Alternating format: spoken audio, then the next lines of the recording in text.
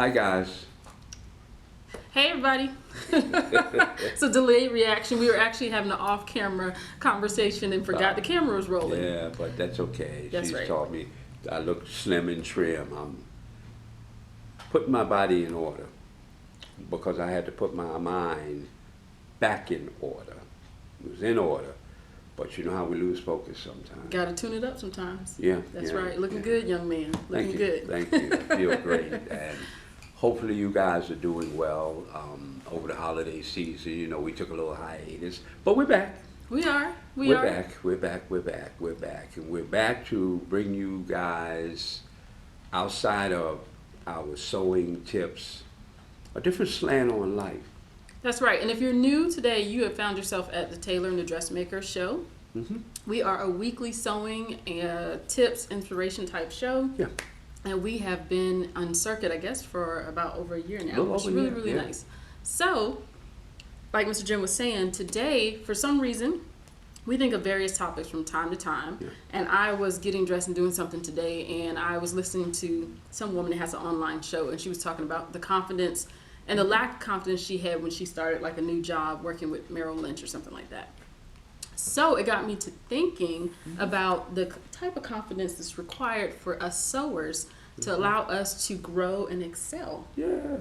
So we're going to talk a little bit about that, make it really quick, and give you some of our tips to just kind of give you a good boost this year. It's a new year. It's time to sometimes evaluate, right? You got to evaluate where you are. Hopefully you took some time to evaluate your progress last year, what worked for you, what didn't work for you, and then you have to process that in order to move forward, right? That's true. People talk about this time of year, about New Year's resolutions.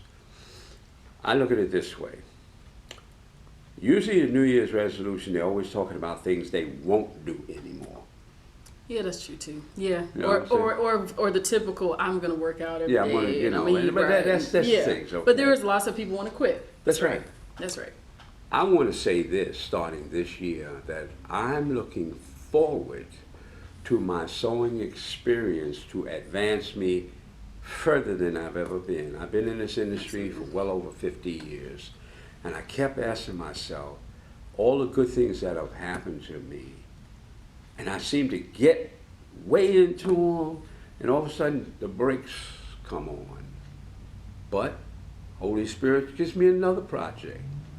Then all of a sudden the brakes come on. So I had to really do some real soul searching. If I'm going to be what this industry wants me to be and what I want to be, then I've got to realign myself with the Holy Spirit. It's as simple as that. And ain't no better way for me to describe it. Yeah, that's true. Because we have a tendency to see it, but don't totally work it. Now, why don't we get in the way? Oh, that's true. That is so true. We get in the way. That's true. Spirit has given you the plan. It's already, because what does he say? Before you call, I've already answered. But are we calling loud enough? Are we allowing it to really go? Do we second guess it? That's true. It's funny you were saying that because I was watching. So for those of you who don't know, we are practicing Christians. So from time to time, you will hear a little bit of that infused in our show. But I was listening to Joyce Myers today, and she was actually talking about that. There's only so much that God will do before you have to do your part. And like, he has great plans. And if you don't think it includes sewing, especially for those of you who are believers, it does. It's a gift. And you can use that gift to bless other people, to bless him, and to be a blessing. So today, I think you started us off in a great tangent or a great vein. We're talking about confidence because you have to believe within yourself, and you have to have a vision, which is what I deduced from what you were saying. You have a vision set for this year that you're going to go higher, you're going to push further. How many of you guys out there have the same? Are you kind of stuck in a rut, or are you thinking, I'm going to push and do bigger and better things this year? 2017 is going to be a year unlike any other, even with my sewing. That's right. You know, how many of us plan that? And in order to plan that, aside from having the belief that, God's got my back, I can do this, you do have to possess a great deal of confidence. Is that correct? Absolutely. And confidence in and of itself is like a motivating factor. And I like the way it's defined, I guess, by Merriam-Webster. It's, the feeling of belief that one can rely on something, and it's self-assurance and appreciation of one's own ability. And it's funny, that latter part I mentioned, the appreciation of one's own ability, I find that we oftentimes cut ourselves short when it comes to our ability to sew. Isn't that right? That's People right. underplay their talent. That is a major talent. Sure it is. I used to be guilty of that. I'm like, oh, the only thing I do is sew. Everybody can't sew, That's right. So in order to, first of all, step one, accept your gift, accept your talent, There you go. and then decide, step two, where you want to go with that. And that takes a confidence boost. Right, Mr. Jim? That's it. That's it. So I'm going to ask a couple of questions. If you don't feel like if you do or don't feel secure in your ability, here's just a question. Rank yourself. On a scale of 1 to 10, what would you give your confidence level in your sewing? Are you a 1? So you're like, kaput, no. Are you a 5? You're like, I think I'm, come see, come saw, I'm all right. Or are you a number, 8, 9, 10? You're up there. You're like, I might not be perfect. I'm growing. 10. There you go. And, it's funny, though. So why would you give yourself a 10? Go ahead. I give myself the highest of high grades because I've taken the time to, first of all, hone my craft. I've taken the time to study what so-called professional garments look like. And I want mine to look like those. And when people say, oh, that looks like it came out of a store, it's supposed to. That's right. That means you're a 10. Yeah, that's like the best compliment. I used to get that. They're like, "Oh man, I thought you bought that." Like, yes, That's right. Score. That's right. That gives you a 10. So yes, I am a 10. I'm going to always be a 10 because number one, I'm going to always work towards being the best and doing the best at this. That's right.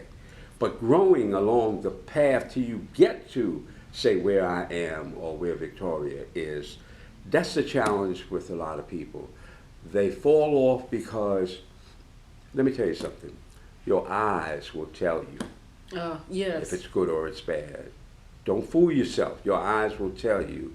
So what you have to do is work on your craft so that your eyes won't fool you anymore. And don't listen to what other people say.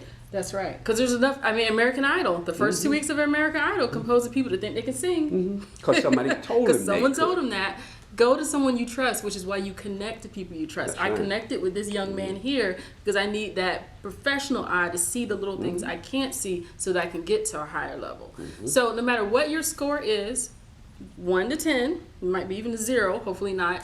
Think about that. Why do you give yourself that score? For myself, I would give myself, I'm really one of those weird people. I'm wired to just keep going. I don't think I'll ever get to that level, but I would give myself a 9.5.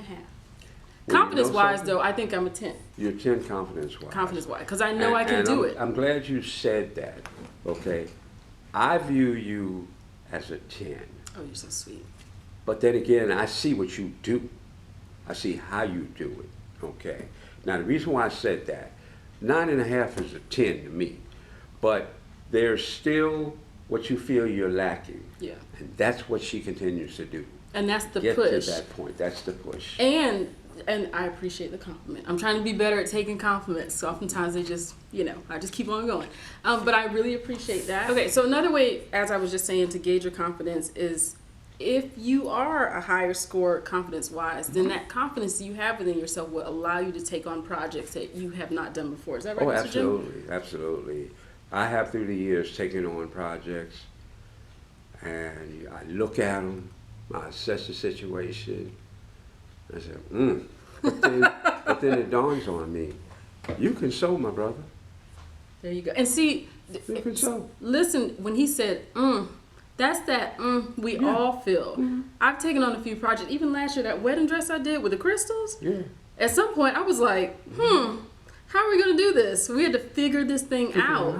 I've never done this before. Confidence will push you to those levels to try new things, not be well, even if you are afraid, who cares about being afraid? Just do it afraid. That's what I always say. I'd be terrified half the time. We just want you to realize it is in you.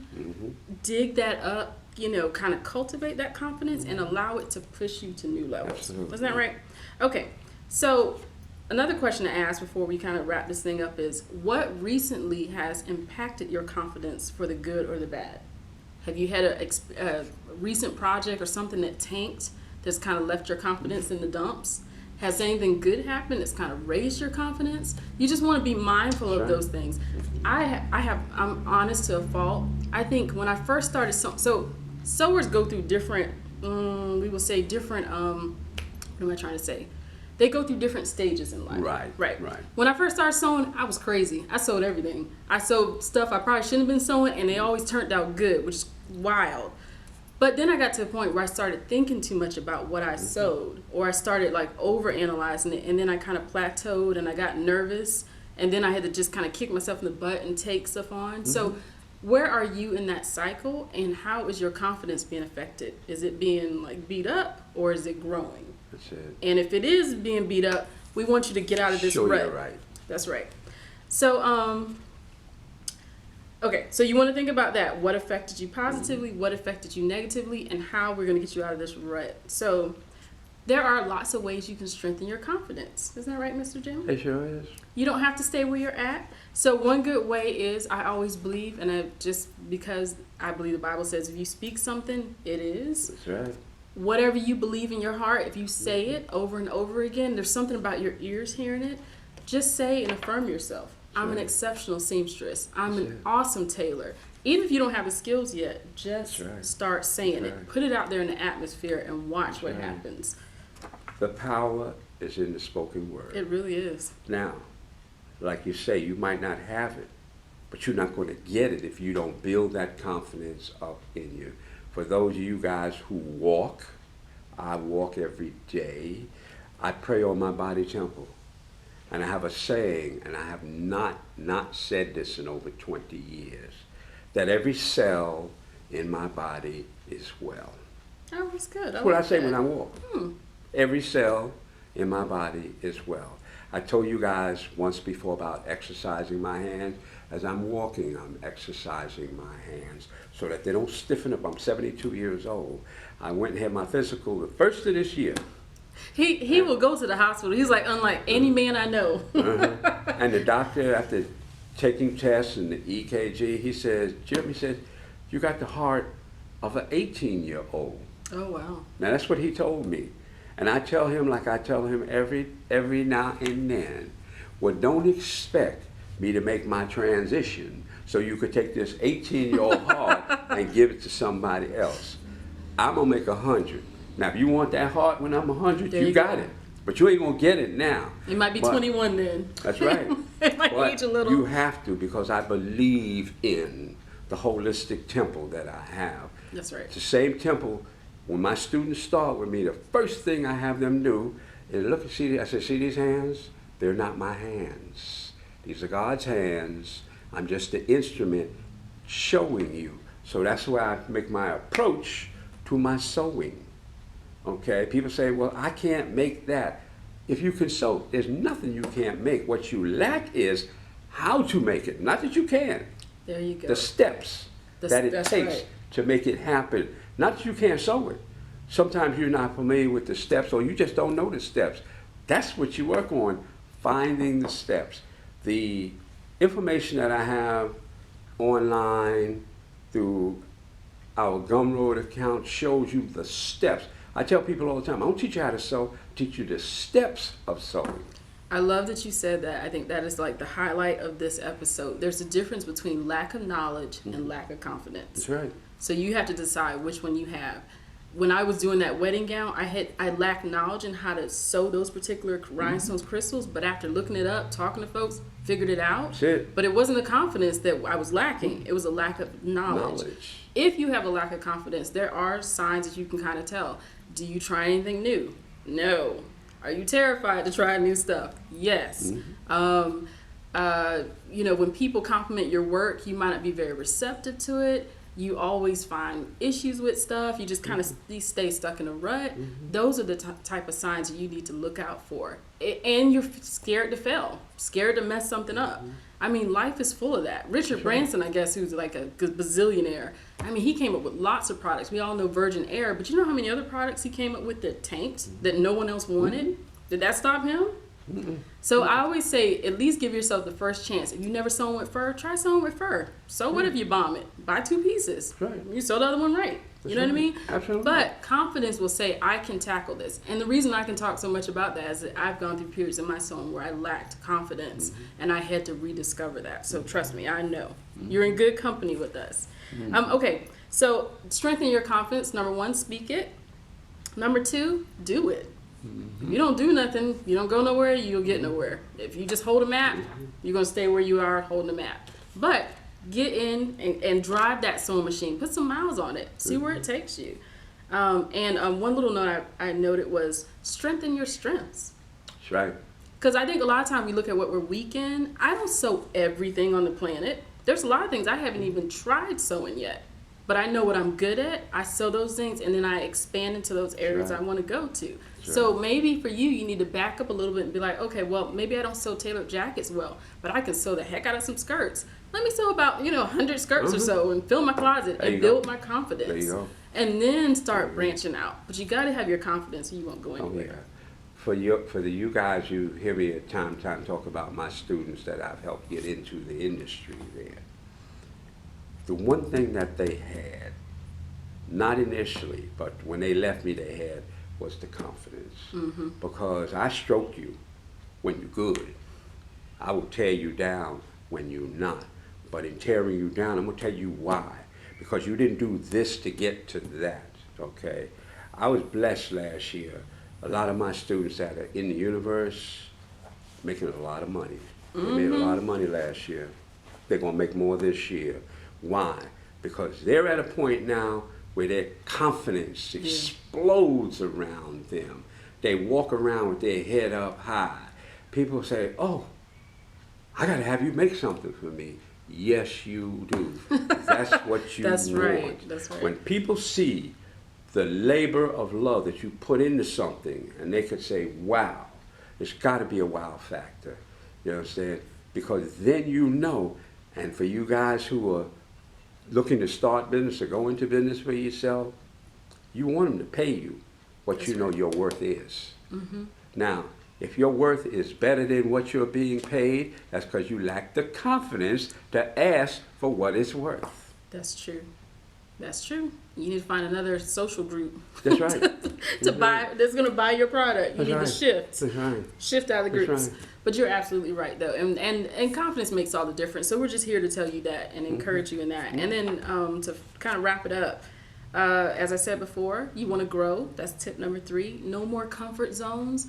If it scares you, do it. Do it. I take on so many projects I'm terrified with. When I did, the Charlotte Ballet this past year. Now, I did downgrade what I did because I knew I had other projects I didn't want to conflict. But every time I take on something new, there's always that feeling in the back of your head like, okay, well, what is this going to entail? Am I going to actually pull this off?